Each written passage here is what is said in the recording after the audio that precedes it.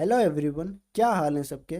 I hope सब अच्छे होंगे और सबकी अपने यूपीएसआई एग्ज़ाम की तैयारी एकदम अच्छी चल रही होगी। तो आज हम करने वाले हैं RWA मॉक फर्स्ट का मैथ वाला सेक्शन। आप में से कुछ एस्पिरेंट्स ऐसे होंगे जिन्होंने इस मॉक को अटेम्प्ट किया होगा और कुछ ऐसे होंगे जिन्होंने अटेम्प्ट अभी तक नहीं किया होगा या फिर आगे भी नहीं करने वाले हैं। तो कोई बात नहीं, आप मेरे साथ यहाँ पे मैथ वाला सेक्शन अटेम्प्ट कर सकते हैं, जहां मैं आपको बताऊंगा कि हर एक क्वेश्चन की एग्जाम हॉल में अप्रोच क्या होनी चाहिए, क्वेश्चन को पढ़ने के बाद आपकी थिंकिंग क्या होनी चाहिए, आपको अननेसेसरी स्टेप्स अवॉइड कैसे करने हैं और आपको टाइम सेव कैसे करना है। इसलिए चीज़ों को थोड़ा फास्ट रखेंगे। हर एक क्वेश्चन को एग्ज़ाम हॉल के स्टाइल में हम सोल्व करेंगे। तो चलिए बिना ज़्यादा डिले किए आज की क्लास को शुरू करते हैं। पहला क्वेश्चन, एक बर्तन में दो तरल पदार्थ ए और बी का विलयन है जिनका अनुपात 5:3 है। जब बर्तन में से 10 लीटर विलयन निकाल लिया जाता है और उतनी ही मात्रा बी की मिला दी जाती है तो बर्तन में ए और बी का अनुपात 10:11 हो जाता है। बर्तन में विलयन की मात्रा कितनी थी, मतलब स्टार्टिंग में विलयन की मात्रा कितनी थी। अब मैं आपको एक चीज बता दूं, ये हो गया ए, ये हो गया बी। अगर किसी बर्तन में बिलियन का रेशियो 5:3 है, मतलब ए रेशियो वी कितना है 5:3। अगर आपने इसमें से 10 लीटर भी निकाल दिया तो क्या रेशियो चेंज थोड़ी हो जाएगा?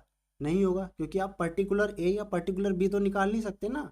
आप निकालोगे तो दोनों का मिश्रण ही निकालोगे, तो मिश्रण निकालोगे तो रेशियो तो बराबर ही रहेगा। तो रेशियो बराबर रहेगा तो ये भी बराबर ही होगा 10 लीटर निकालने के बाद। 10 लीटर निकाल लिया हमने, कितना बचा 5:3। अब क्या बोला उसने, और उतनी ही मात्रा बी मिला दी। मिलाने के बाद ए और बी का रेशियो कितना हो गया 10:11। ठीक है, 10:11 हो गया। उसने क्या मिलाया था, बी मिलाया था। उसने ए को तो नहीं छुआ, ए को नहीं छुआ तो ए तो यहाँ पर बराबर होना चाहिए। ए बराबर कैसे होना चाहिए, यहाँ पर 5 है, यहाँ पे अगर हम 2 से मल्टीप्लाई कर दे तो ए बराबर हो जाएगा। यहाँ पर 1 से या फिर ना भी करें तो ए रेशियो भी यहाँ पर अब क्या आ जाएगा 10:6 और 10:11। तो अब यहाँ पर ए बराबर हो गया, बी कितना बढ़ गया 5। क्यों बढ़ गया 5, क्योंकि उसने बी मिलाया था। तो कितना मिलाया था, 5 यूनिट की वैल्यू 10 लीटर, 1 यूनिट की वैल्यू 2 लीटर। टोटल कितना है 10 और 6 16। 16 यूनिट की वैल्यू कितनी होगी 32 लीटर। अगर 32 लीटर ऑप्शन में होता तो आधे बच्चे 32 लगाकर चले आते। लेकिन आपको एक चीज याद दिला दूं, हमने 10 लीटर निकाला भी था। ठीक है, तो ये 10 लीटर इसमें वापस मिला देंगे, कितना हो जाएगा 42 लीटर। ऐसे ही आपको एग्जाम में सोचना है और ऐसे ही आपको टाइम सेव करना है। ठीक है, अगले क्वेश्चन पे चलेंगे।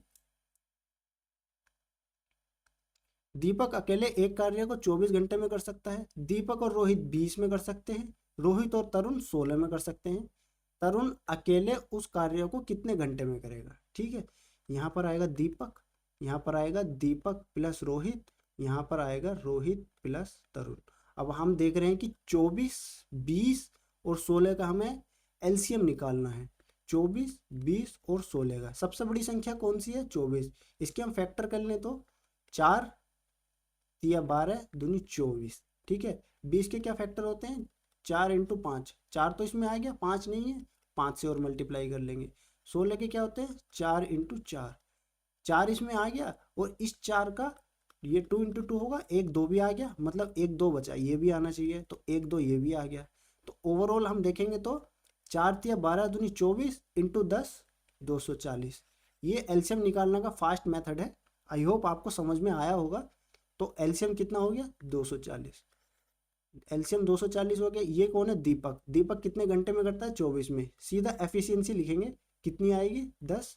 दीपक और रोहित की कितनी आएगी, कितने में करते हैं 20 घंटे में। 20 से 240 कितनी बार गया 12 बार। रोहित और तरुण कितने में करते हैं 16 में।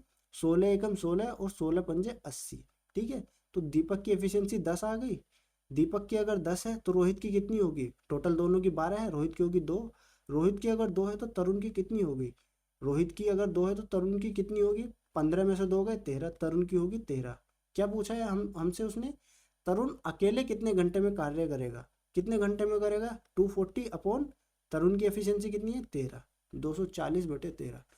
लेकिन आपको एक और बात बता दूं, अगर आपके पास टाइम नहीं हो, जैसे यहाँ पर 240 हमारा एलसीएम आया था, तो हम सीधा यहाँ पर 240 आंसर लगा सकते थे, क्योंकि सबके नीचे तो ये सेम ही है 13 13, इतना तो हमें पता ही है फिर कि तरुण की एफिशिएंसी 13 आएगी, टोटल वर्क हमारा 240 है। ठीक है, आगे चलेंगे।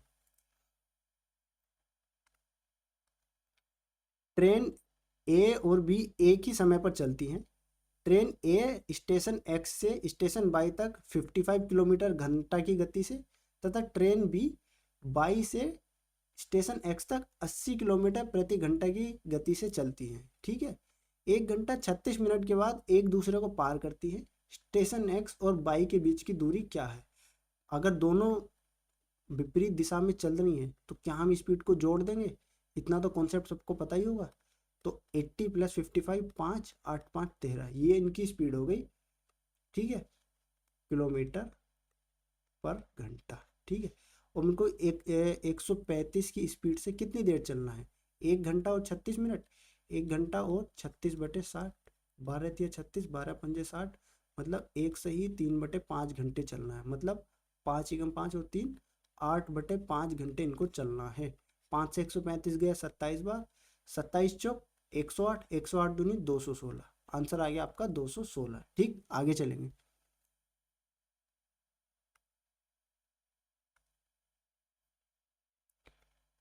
सबसे छोटी धनात्मक पूर्णांक संख्या क्या होगी जिसे 4 5 6 और 8 से भाग देने पर 13 शेष बचे, परंतु 9 से भाग देने पर कोई शेषफल न बचे? अगर यहाँ पे दिया कि 9 से भाग देने पर कोई शेषफल न बचे, तो सबसे पहले तो आप ऑप्शन की तरफ जाएंगे कि कोई ऑप्शन 9 से तो नहीं कट रहा। 3 2 5 और 1 6 नहीं कट रहा। 4 3 7 दोनों ये कट रहा है। 6 3 9 और 3 12 नहीं कट रहा। यहाँ पर दो ऑप्शन सेम हो गए। चलो इसको कोई 9 का मल्टीपल ही रख लेते हैं, 360, मान लो ये भी कट गया। हालांकि नहीं कटता तो हमारा यही आंसर हो जाता। ठीक है, दो ऑप्शन हमारे कट रहे हैं। अब उसने क्या दिया है कि इससे इससे इससे और इससे डिवाइड करने के बाद 3 शेषफल बचे। तो ऐसी कौन सी संख्या होगी जो इन चारों से डिवाइड होगी? इनका एलसीएम ले लें। 8 कितना होगा? 4 दूनी 8। 6 में कितना है? 2 और 3, 2 तो यहाँ आ गया, 3 यहाँ आ जाएगा। 5 में कितना है? 5 ही है, 5 इसमें नहीं है, यहाँ आ गया। 4 में कुछ नहीं है, 4 यहीं आ गया। 4 दूनी 8, 8 या 24, 24 पंजे 120, ये आ गया 120। अगर 120 इन चारों से कट जाएगा, लेकिन 3 शेष बचाना है तो 3 और जोड़ देंगे, मतलब 123। 123 को इन चारों से डिवाइड करेंगे तो 3 शेष आ जाएगा। ठीक है, परंतु 9 से तो नहीं कट रहा ना, ये 3 2 5 और 1 6, 9 से नहीं कट रहा। तो 120 का दुगना करेंगे 240, 240 में 3 जोड़ेंगे 243। 243 भी वो संख्या है कि इन चार से डिवाइड करने के बाद 3 शेष देगी, और 4 3 7 दोनों ये 9 से भी कट रही है। तो हमारा आंसर कितना हो जाएगा? 243। नेक्स्ट,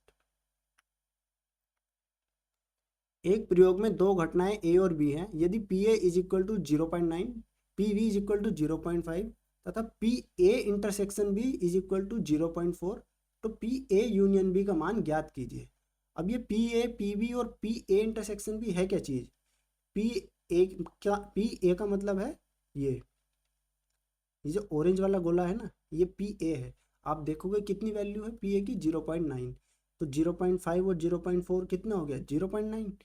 पी बी की कितनी वैल्यू है? 0.5, तो ये पी बी है। आप इसकी वैल्यू देखोगे तो 0.4 और 0.1, 0.5 हो गया।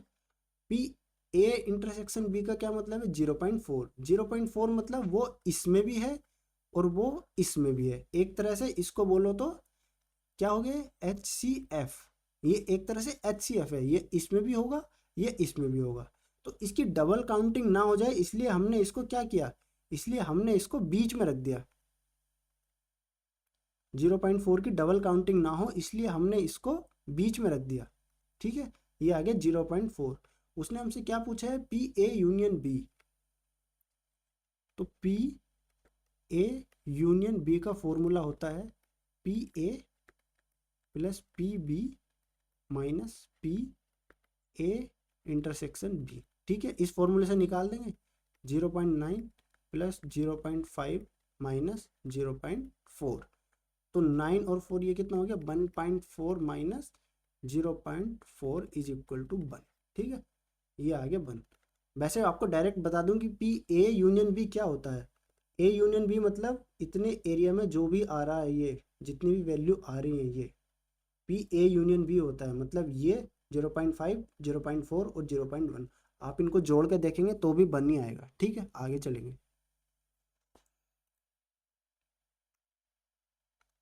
किसी निर्माण कार्य में देरी के लिए दंड इस प्रकार निर्धारित है कि पहले दिन 200, अगले दिन 250, तीसरे दिन 300 तथा अगले दिन से प्रत्येक अगले दिन 50 रुपये अधिक। यदि कार्य 10 दिन से पूरा होता है, देर से पूरा होता है, तो ठेकेदार को कितना दंड देना होगा। तो क्वेश्चन को पढ़ के सबसे पहले दिमाग में क्या चीज़ आनी चाहिए कि हर दिन 50-50 बढ़ रहे हैं, हर दिन 50 बढ़ रहे हैं, टोटल 10 दिन तक बढ़े हैं। तो क्या इसको देख के दिमाग में एपी वाली सीरीज नहीं आ रही? क्योंकि हमें डी दे दिया 10, हमें ए दे दिया कितना, दे दिया 200 पहली संख्या, और हमें ये कितना दे दिया, हर दिन कितने बढ़ रहे हैं 50।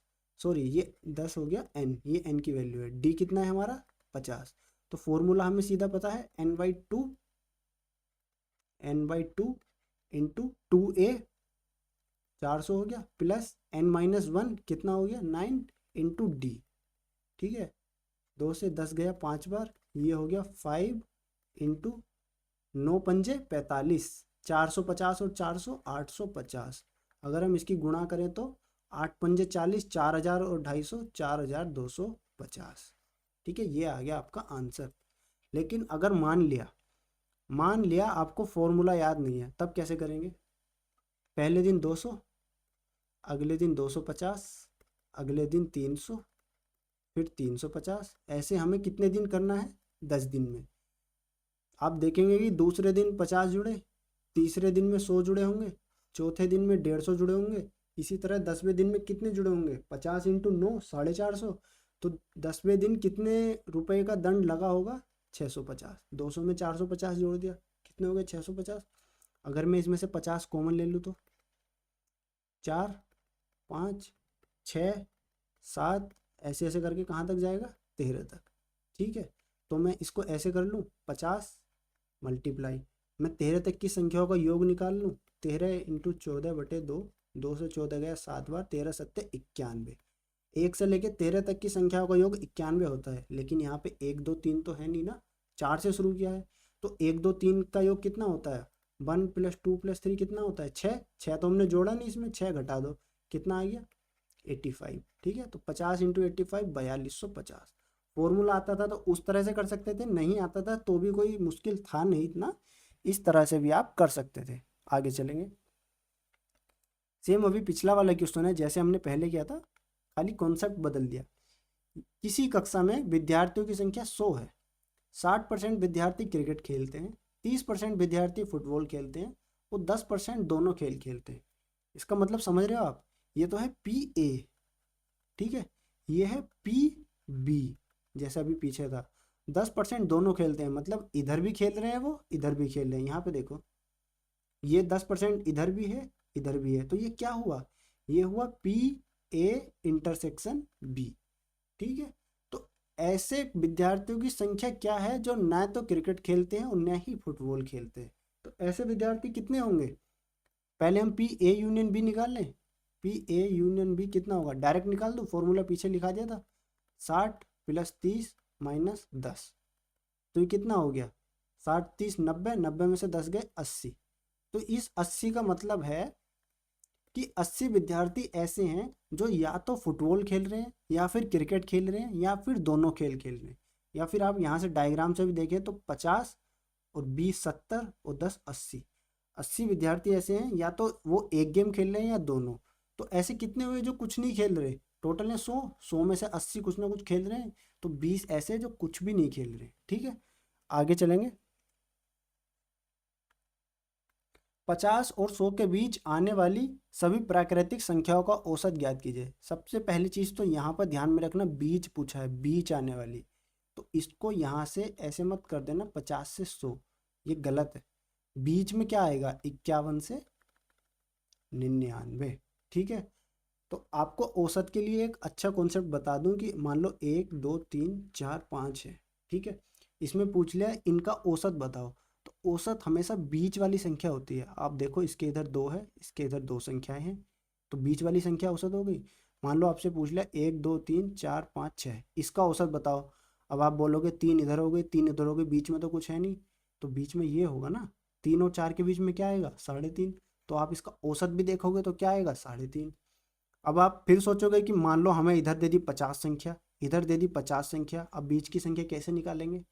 तो बीच की संख्या ऐसे निकालेंगे, आप देखोगे कि अगर संख्याओं के बीच में कोई एक यूनिफॉर्म डिफरेंस है, मतलब या तो एक एक का डिफरेंस है, या दो का डिफरेंस है, या तीन तीन का डिफरेंस है, तो बीच वाली संख्या निकालने के लिए कुछ नहीं करना, पहली संख्या और लास्ट की संख्या को जोड़ के आधा कर दो। तो 5 और 1 6 का आधा 3 हो रहा है, मतलब बीच की संख्या आ गई, और बीच की संख्या ही तो औसत होती है। 6 और 1 7 का आधा 3.5 हो रहा है, मतलब बीच की संख्या आ गई, बीच की संख्या का औसत ही तो, बीच की संख्या ही तो औसत होती है। तो 99 और 51 150 हो गया, 150 का आगे आधा 75 हो गया, 75 बीच की संख्या आ गई, और बीच की संख्या ही तो एवरेज होती है, तो आंसर आ गया 75। इतना कुछ आपको समझाने के लिए बोला है, इतना कुछ एग्जाम में नहीं करना, खाली ये एक लाइन लिखनी थी और सीधा आंसर लाना था। ठीक है, आगे चलेंगे। देखो क्वेश्चन का कॉन्सेप्ट ध्यान से समझेंगे। वो कह रहा है कि 2 पुरुष और 3 महिलाएं किसी कार्य को 10 दिन में पूरा कर सकते हैं, ठीक है, और 4 पुरुष भी उस काम को 10 दिन में पूरा कर सकते हैं। अब ध्यान से समझो, 2 पुरुष और 3 महिलाएं भी 10 दिन में कर रहे हैं। यहाँ पर क्या हुआ, 3 महिलाएं चली गई, यहाँ पे कोई 3 महिलाएं नहीं है। यहाँ पर कितने पुरुष एक्स्ट्रा आ गए, 4, 2 पुरुष एक्स्ट्रा आ गए, 2 तो पहले ही थे, 2 एक्स्ट्रा आ गए, 4 हो गए, वो भी 10 दिन में काम कर रहे हैं। तो इसका मतलब ये नहीं होगा कि यहाँ पे जो 3 महिलाएं काम कर रही थी, उस काम को इन 2 पुरुषों ने कवर कर लिया। तो इसका मतलब ये नहीं हो गया कि 3 महिलाओं के बराबर 2 पुरुष हो गए। इसका मतलब महिला और पुरुष की एफिशिएंसी कितनी होगी, 2/3। ठीक, यहाँ से डायरेक्ट एफिशिएंसी निकाल सकते हैं। टोटल वर्क निकालना हो तो 4 पुरुष 10 दिन में कर रहे हैं काम, एक पुरुष की क्षमता कितनी है 3, तो 4 की कितनी होगी 12, टोटल कितने दिन में कर रहे हैं 10 दिन में, टोटल वर्क कितना हो गया 120। ठीक है, 3 पुरुष और 3 महिलाएं कार्य को कितने दिन में पूरा करेंगे? 3 पुरुष की एफिशिएंसी कितनी हो गई, 3 × 3 बराबर 9, 3 महिलाओं की एफिशिएंसी कितनी होगी, 3 और 2 6, 9 और 6 15, तो 120 वर्क करना है 15 की एफिशिएंसी से, कितने में हो जाएगा 8 दिन में, तो ये आ गया 8 आंसर। आगे चलेंगे। अच्छा क्वेश्चन है, थोड़ा कॉन्सेप्चुअल है, लेकिन एग्जाम में कैसे करना है। 200 बैग 380 रुपये में बेचने पर एक खुदरा विक्रेता को 5% की हानि होती है। तो आप यहीं पे देख लो, 380 में बेचा तो 5% की हानि हो गई, मतलब 20 से 19 में बेच दिया, तो 19 की वैल्यू कितनी हो गई 338, टोटल 20 गुना हो रही, 19 दूनी 38, तो सीपी कितना होगा 400। इसका मतलब 200 बैग 400 रुपये के हैं, 200 बैग कितने के हो गए 400 के, तो एक बैग कितने का हो गया 2 रुपये का। ठीक है, यहाँ से खाली एक लाइन से इतना कुछ निकाल लिया हमने। अब आगे बढ़ेंगे, 40% लाभ कमाने के लिए उसे 196 में कितने बैग बेचने चाहिए। 196 में बेचना है उसे, और 40% लाभ कमाना है, मतलब 5 की ला के 7 की बेचनी है, तो 196 में 40% कमाना है, तो 100% कितना होगा अपॉन 7 × 5 कर दूं। ठीक है, और एक बैग की कीमत कितनी है 2, तो अगर मैं 2 से डिवाइड कर दूं तो पता चल जाएगा टोटल कितने बैग बेचने पड़ेंगे। बिल्कुल, 7 दूनी 14, आपको पता है 14 का स्क्वायर 196 होता है, तो ये 14 से 14 बार जाएगा, 14 पंजे 70। ये एकदम एग्जाम हॉल वाली मेथड है, मतलब ये मेथड आपको एकदम एग्जाम हॉल में यही वाली अप्लाई करनी है, जिससे आपका टाइम बच सके।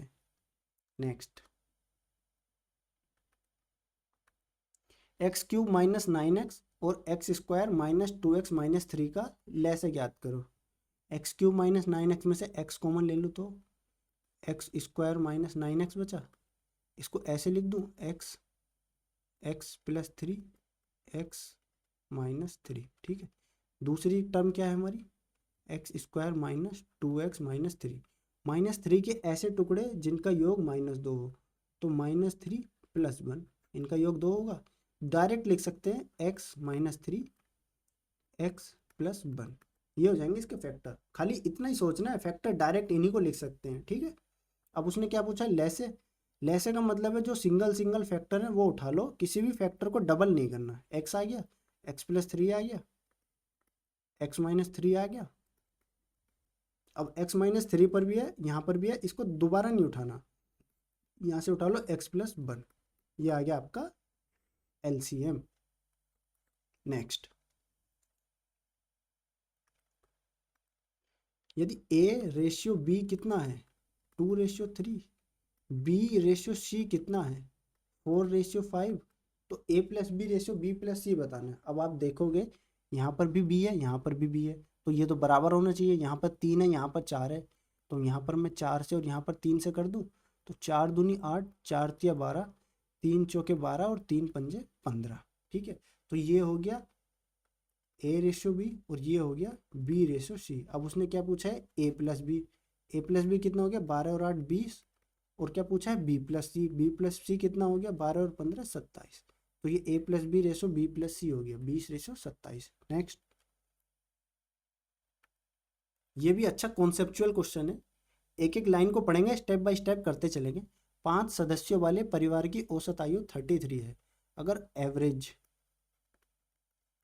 33 है तो उनका एडिशन कितना होगा, एडिशन मतलब उनका योग कितना होगा, तो ये कितना होगा, 5 की है ना, तो 33 इंटू 5 बराबर 33 पंजे 165।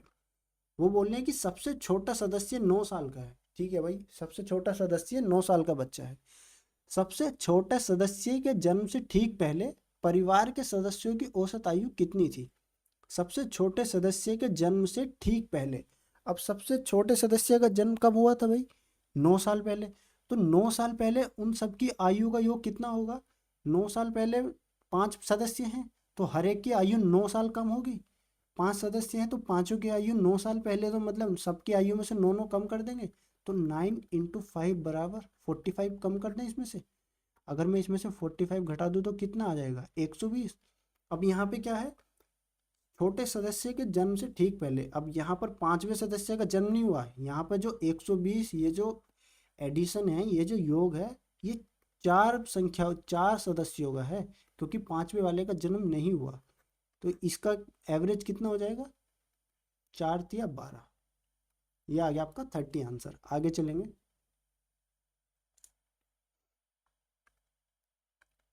यदि 2 = ये टर्म है तो x का मान क्या होगा।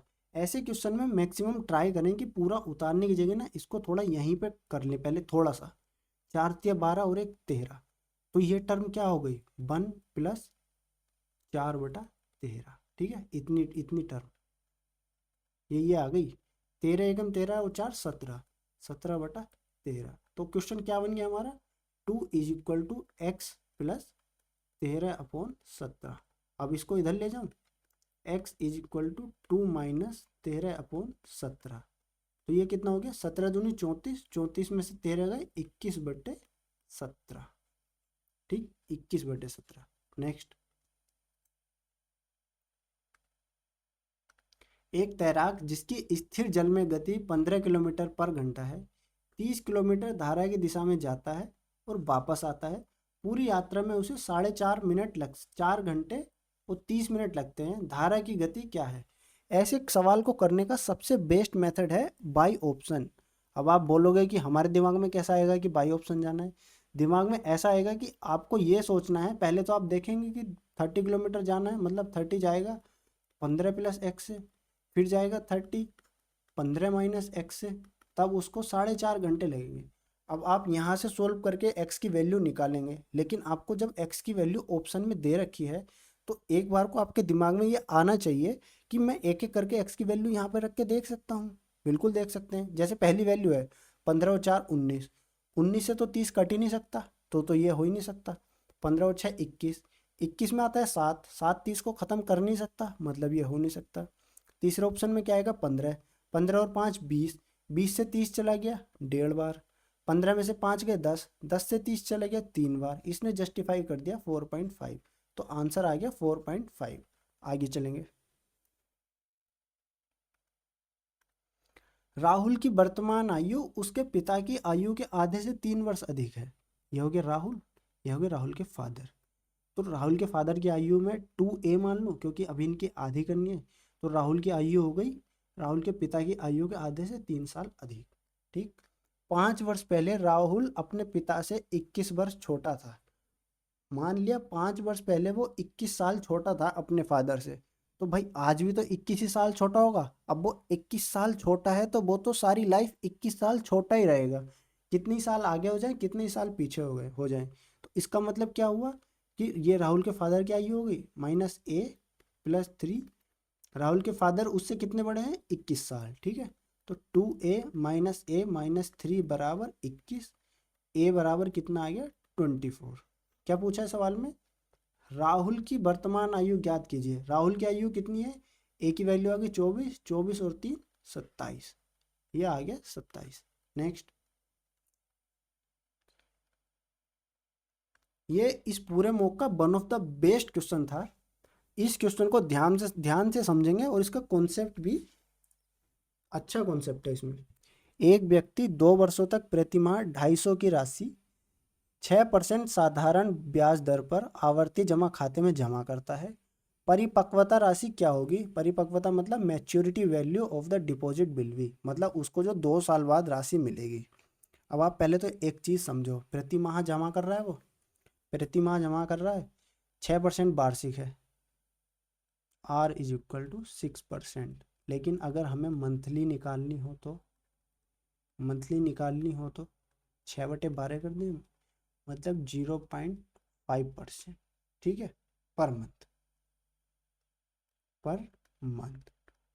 अब ध्यान से समझो, हम यहाँ पर हर एक किस्त को, ये हो गया महीना, हम यहाँ पर हर एक किस्त को अपनी मर्जी से 100 रुपये भी मान सकते हैं।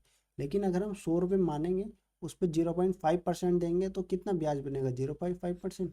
तो अगर हम इसको 200 मान ले, तो इसको 200 मानेंगे तो अब ब्याज बनेगा 1, हमें कैलकुलेशन में आसानी हो जाएगी थोड़ी, ठीक है।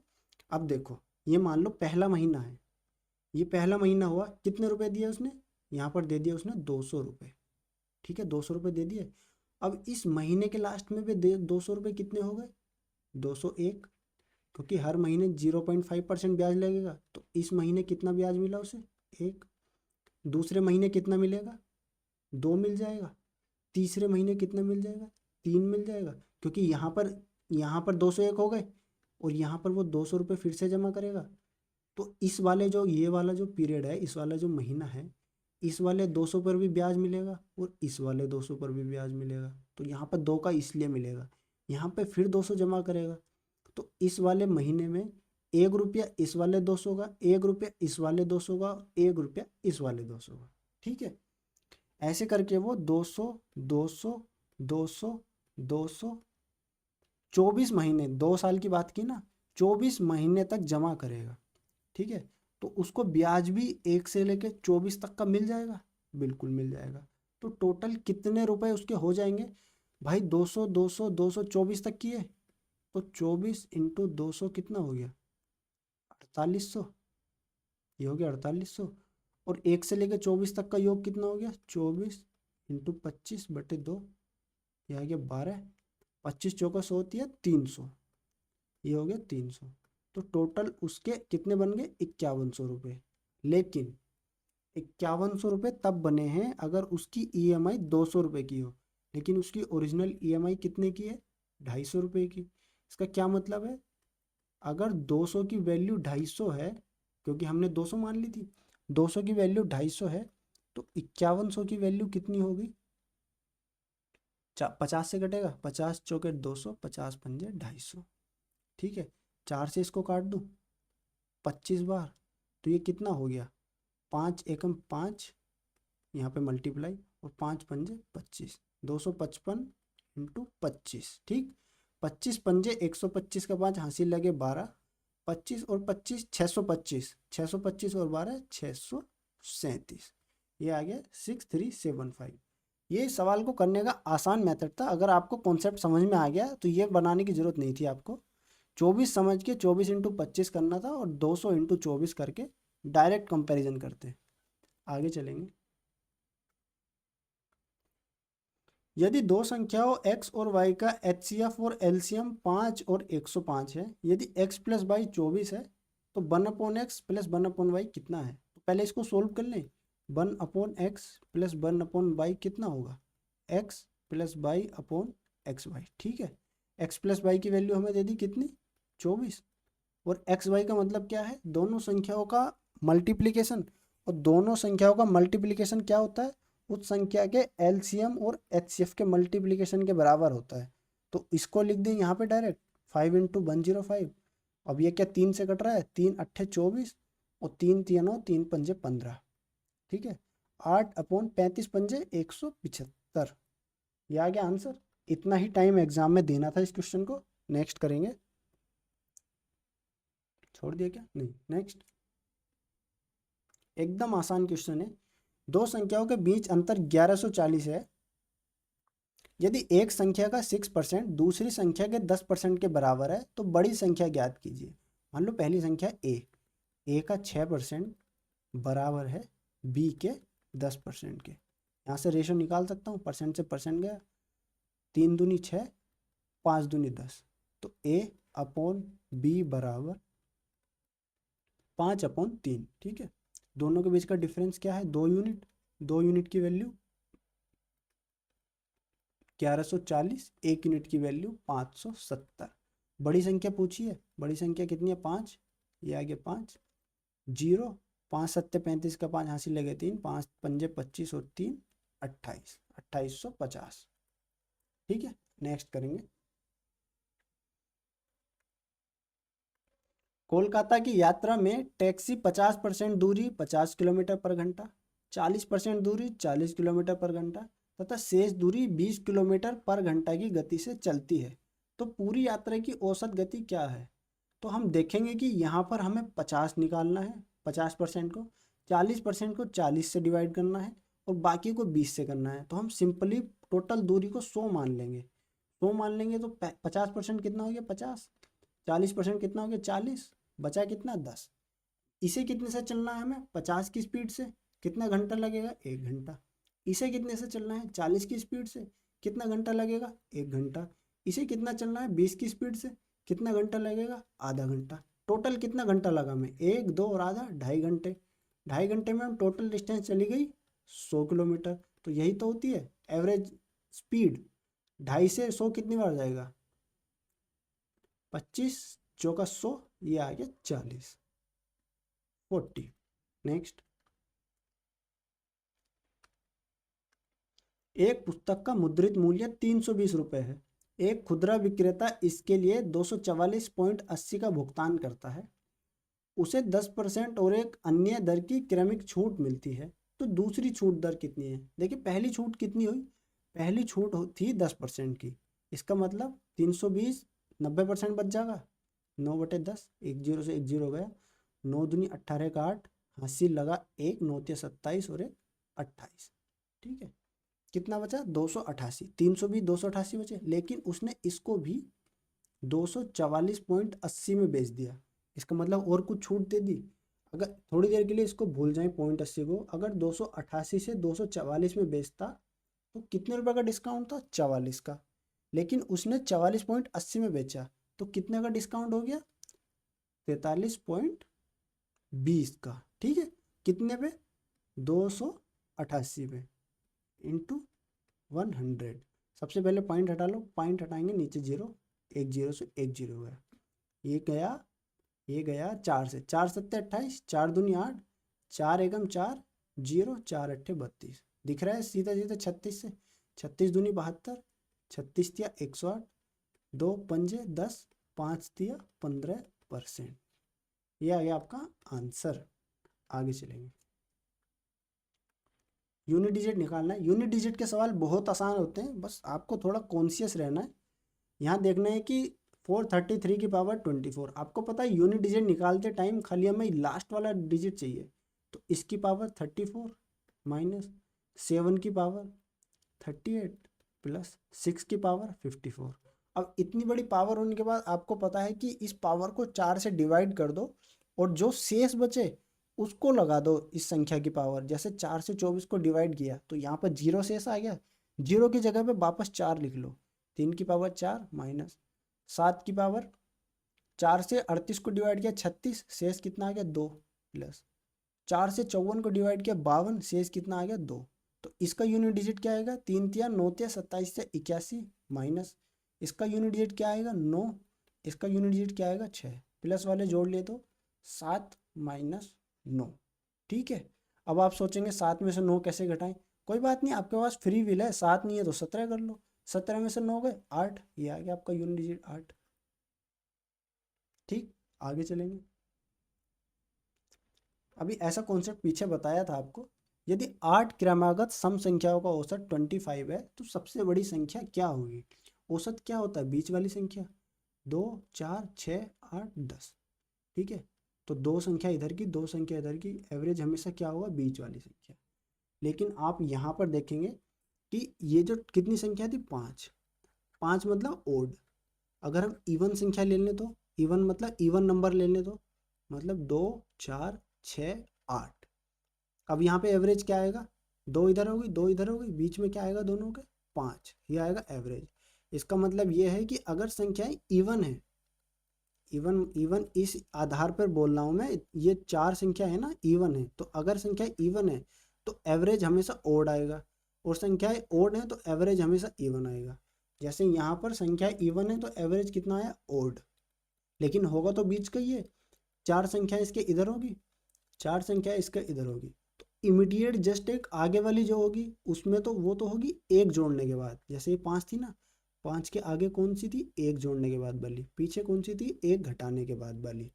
लेकिन उसने बोला है क्रमागत संख्याएं, तो बाकी वाली क्रमागत सम ही होंगी। ये होगी 28 30 32, पीछे वाली कितनी होगी, 22 20 18। अब हमसे कौन सी पूछ रहा है, सबसे बड़ी संख्या, सबसे बड़ी संख्या 32। ये आ गया हमारा आंसर। नेक्स्ट, 24 मीटर लंबाई और 16 मीटर चौड़ाई वाले आयताकार लॉन के चारों ओर 2 मीटर चौड़ा एक पथ बना हुआ है, पथ का क्षेत्रफल क्या है। मैं बना के दिखा देता हूँ।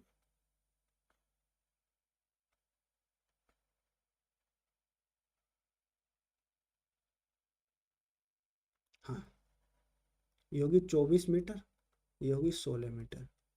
अब ये जो बड़ा वाला है इसकी लेंथ कितनी होगी। अब देखो कि यहाँ से यहाँ तक तो 24 ही है, उसने क्या बोला 2 मीटर चौड़ा है, तो ये कितनी है, 2 मीटर। ठीक है, तो यहाँ तक कितनी थी, यहाँ से यहाँ तक 24 ही थी, लेकिन 2 ये बढ़ गई और 2 ये बढ़ गई, तो ओवरऑल कितनी बढ़ गई, 4।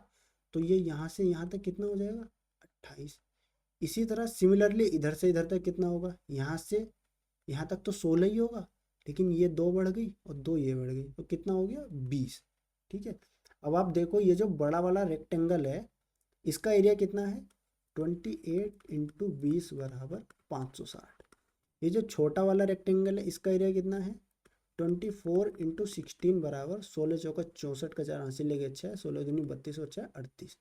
बड़े वाले में से अगर मैं छोटे वाले का घटा दूं तो क्या ये वाला एरिया नहीं बच जाएगा, और यही तो हमें निकालना है इस रास्ते का क्षेत्रफल।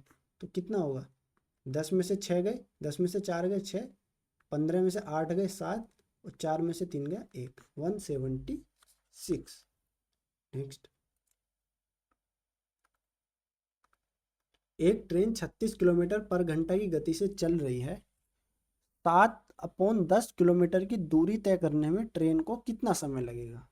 36 से चल रही है, अगर किलोमीटर पर घंटा से मीटर पर सेकंड में चेंज करना हो तो 5/18 से मल्टीप्लाई करते हैं, 18 दूनी 36, मतलब 10 मीटर पर सेकंड इसकी स्पीड है। कितना चलना है इसे, 60/10 किलोमीटर, मीटर में चेंज करें तो 700 मीटर। अब इसे 700 मीटर जाना है 10 की स्पीड से, कितना टाइम लगेगा भाई, 700/10 बराबर 70 मीटर इसको लग जाएगा। आसान सवाल था एकदम। नेक्स्ट करेंगे, एक डीलर अपनी वस्तुओं का 3/4 भाग 20% लाभ पर तथा शेष वस्तुओं को लागत मूल्य पर बेच देता है, तो पूरे सौदे में उसका प्रतिशत लाभ कितना होगा। तो मान लो टोटल वस्तु 4 थी, ठीक है, उसने पहले बेची 3, फिर बेची उसने 1, तो टोटल बेच दी उसने 4। 3 पे कितना प्रॉफिट हुआ उसे भाई, 20%, प्लस 20%, सीधा इसका मल्टीप्लाई कर दो, 20 थी 60, प्लस इस पे कोई प्रॉफिट हुआ नहीं भाई, इस पे कोई प्रॉफिट नहीं हुआ, लागत मूल्य पर बेच दिया, तो इसको लिख देंगे 0 इज इक्वल टू, इस पे हमें बताना है ओवरऑल पे कितना हुआ। मान लो ए हुआ, ए प्रॉफिट, तो ये कितना आ गया 4A। ठीक है। तो 4a की वैल्यू कितनी आ गई 60, तो a की वैल्यू कितनी आ गई 15%। ठीक है, इसका मतलब यहाँ पर 15% का प्रॉफिट हुआ। अगर यहाँ पर एक चीज़ ध्यान रखेंगे इस मेथड में, अगर यहाँ पे लॉस दे देते ना वो कि 20% का लॉस हुआ, तो -20 से मल्टीप्लाई करते, फिर क्या करते हैं यहाँ पर -60 आता, फिर ए की वैल्यू कितनी आती -15। -15 का मतलब ये होता है कि 15% का लॉस हुआ, ये प्लस में आया मतलब 15% का प्रॉफिट हुआ। नेक्स्ट क्वेश्चन, ए बी और सी ने क्रम से 75,000, 90,000 और 1,05,000 का निवेश किया। ऐसे सवाल में ये जीरो तो नेगलेक्ट कर दो, अगर आपको तीनों जगह 3 जीरो दिख रहे हैं इनको यहीं पे छोड़ दो। अब आपको क्या दिख रहा है, 15 पंजे 75, 15 छक्का 90, 15 सत्ते 105, 5:6:7। वर्ष के अंत में बी को अपने लाभ के हिस्से में 12,000 प्राप्त होते हैं, तो इसको 6 यूनिट के 12,000 मिल रहे हैं, तो 1 यूनिट मतलब 2,000। क्या पूछा है, कुल लाभ बताओ, कुल कितना होगा भाई, 7, 5 12 और 6 18, तो 18 यूनिट कितना हो जाएगा, 18 दूनी 36,000। आसान सवाल था, अच्छा सवाल था, ये आ गया 36,000।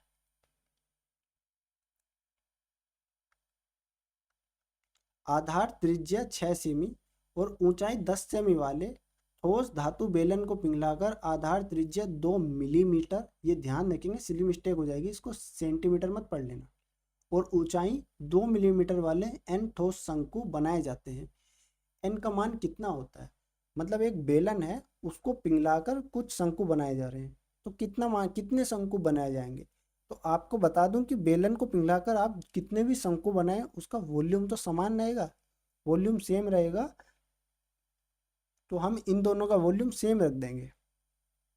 बेलन का वॉल्यूम क्या होगा, πr²h, pi into 6 × 6 × 10 is equal to, एक शंकु का वॉल्यूम कितना, एक शंकु का वॉल्यूम कितना होगा 1/3 into pi into 1 millimetre, 1 centimetre में 10 मिलीमीटर होते हैं। ठीक है, तो 1 मिलीमीटर में 1/10 सेंटीमीटर होंगे, मिलीमीटर को सेंटीमीटर में चेंज कर दिया, 2/10 2/10, ये भी 2/10 हो गया। पूछा है एन ठोस का शंकु, एन ठोस शंकु, तो एन से कर दी मल्टीप्लाई, 2 से 6 गया 3 बार, 2 से 6 गया 3 बार, 2 से 10 गया 5 बार। ठीक है, 3 तिया 9, 9 पंजे 45, 45 तिया 135, कितने जीरो 1 2 3, ये आके इधर मल्टीप्लाई हो जाएगी, 1 2 3 बराबर एन, ये आ गई आपके एन की वैल्यू एक लाइन में। ठीक है,